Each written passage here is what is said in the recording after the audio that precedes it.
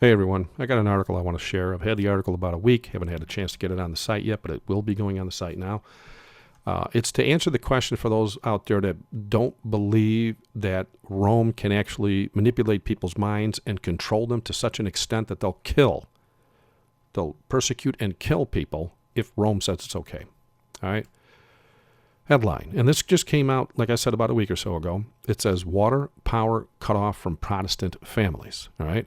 Scroll down a little bit here. We'll start right here. It says, officials in one Mexican village have turned off the water and electric services for more than 24 Protestant families for refusing to contribute financially to the local festivities being assembled by the traditional Catholic members of the community.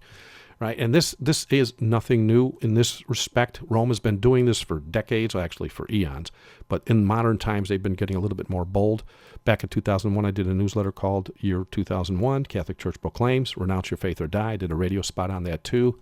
2 years later, and you can get to the radio link just by clicking there. It's an old radio broadcast that I did in regards to this, where Rome is the true terrorist.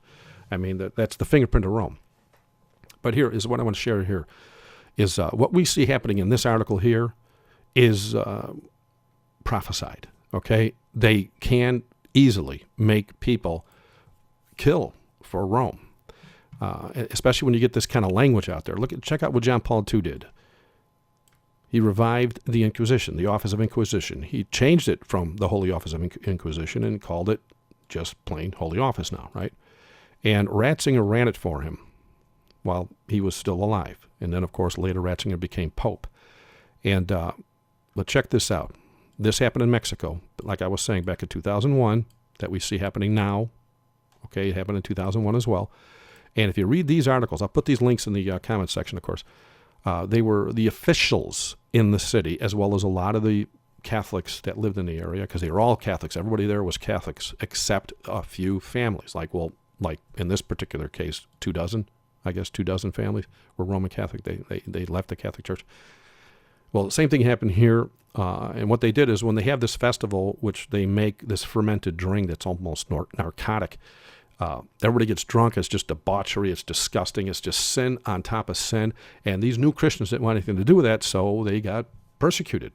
They were threatening them with jail, expulsion, removal of public services such as water and drainage, and even death. They were threatening them with. Okay? And then here, some people ended up in jail for 36 hours. Some people ended up in jail for 48 hours. And then you got some people's houses were burned, and their animals were burned too. They were burned alive. Some people were fined 15,000 pesos, which is $1,600 American.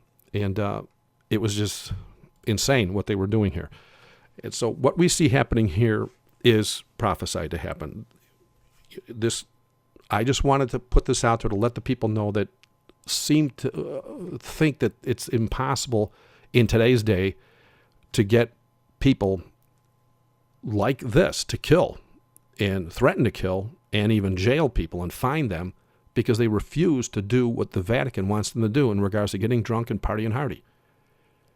And if they'll do it for this, they're going to do it for like when the calamities get worse and they want to pass the Sunday laws to try and shut us up and all that, and so, of course, they won't say that's why they're passing the Sunday laws. They're going to say they're passing the Sunday laws to stop the calamities because they're going to be going off the chart like they have already started doing thanks to Fukushima and what they did when they sprayed the Corexit on the Gulf oil spill. And, that stuff's still bothering us now. Your weather patterns are all messed up now because what they did there. They destroyed the current, the underwater current there. That was kind of like a jet stream for the ocean, which messed up our regular jet stream in the air. And so that's why we have these crazy winters now and summers. So anyway, I just wanted to put it out there to let the people know just one more sign of the times we live in. And I hope and pray that you're getting your house ready and then you're in the Word daily and you're on your knees at least 3 times a day like David or Daniel did. And please share this with as many as you possibly can. Please subscribe, and thanks for watching. God bless.